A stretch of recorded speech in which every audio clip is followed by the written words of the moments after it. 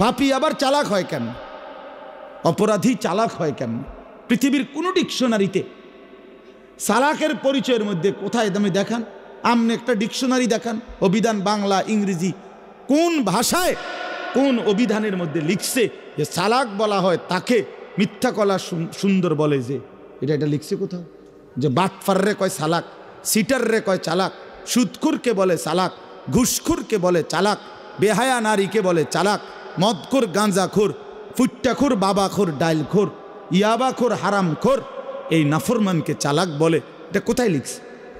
কে সিদ্ধান্ত দিল এটা? পৃথিবীর সবাই বলবে তাকে বোকা, যে নিজেকে তিলে তিলে ধ্বংস করে দিতেছে, যে নিজেকে শেষ করে দিতেছে।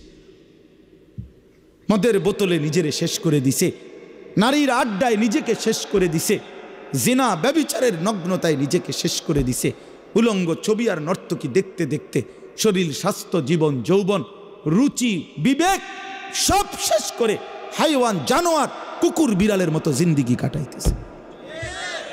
আপনি দেখেন প্রত্যেকটা অপরাধী, জঘন্য অপরাধী যেগুলো, এগুলো একাকিত্ব পছন্দ করে, যেগুলো মদখোর, নেশাখোর, গাঁজাখোর, যে সমস্ত ছেলে পেলে চরিত্রহীন, অবৈধ, হারাম কাজের সাথে সম্পৃক্ত, জিনা করে, ব্যভিচার করে, এগুলো একাকী পছন্দ করে, একাকী থাকা, আলগা থাকতে চায়, আলগা সব সময় দেখবে। এরা মানুষের সাথে মিশতে পারে না। পাপী যে, অভিশপ্ত যে, লানত যে তার উপরে, এই জন্য সবসময় সিফা সাফা কোনা কানায় টোকায়, সবসময় আড়াল খোঁজে, কারণ তার অপরাধের জন্য আড়াল দরকার, তার অন্যায়ের জন্য আড়াল দরকার। এই জন্য বাপ, আমি আপনাদের কাছে এই কথাটা প্রথম এটাই বুঝাইলাম, আখেরাতের প্রতিযোগিতা করেন। ওই যে সামনে আগানোর কথা বলতে গিয়ে এতগুলো কথা বলছি, হ্যাঁ, আল্লাহর জন্য আগাবেন, আখেরাতের জন্য আগাবেন, পরকালের জন্য আগান, বরকত হবে, এতে বরকত হবে। পরকালকে ফিকির করেন। আপনি স্বীকার করলেও আখেরাত নিশ্চিত, আপনি অস্বীকার করলেও আখেরাত নিশ্চিত। কোরআন শরীফে আল্লাহ তাআলা প্রত্যেকটা অপরাধ থেকে বান্দাকে ফেরাবার জন্য আখেরাতকে মনে করাইছে। বিশ্বাস করেন, কোরআন শরীফে আছে, আল্লাহ তাআলা বলছে ওয়াইলুল লিল মুতাফফিফিন, তোমরা যারা মানুষকে ওজনে কম দাও তোমাদের জন্য জাহান্নাম।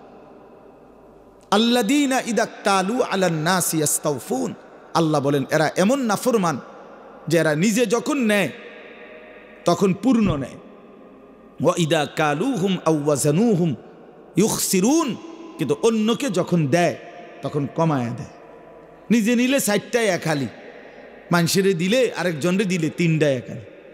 কি ও ভাই 3টা যে দিলেন, ও ভাই খেয়াল ছুটে গেছে, বাটফারে কয় খেয়াল বলে ছুটে গেছে। আপনি জিজ্ঞাসা করবেন যে ভাই 5টা দিলেন না বলে, না গো এত পাগল না,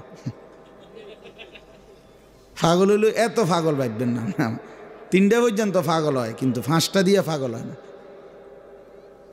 তাইলে এই মূলত বেখেয়াল নাকি ধোকাবাজ?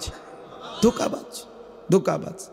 তো আল্লাহ তাআলা বলেন এই যে পাপ মানুষকে প্রতিনিয়ত ঠকায়, প্রতিনিয়ত মানুষকে প্রাপ্য কম দেয়, বান্দার হক ঘাটতি করে, আপন বোনের হক দেয় না, আপন মার হক দেয় না, আপন স্ত্রীর হক দেয় না, আপন ভাইয়ের হক দেয় না, আপন ভাতিজার হক দেয় না, আপন ফুফুর হক দেয় না।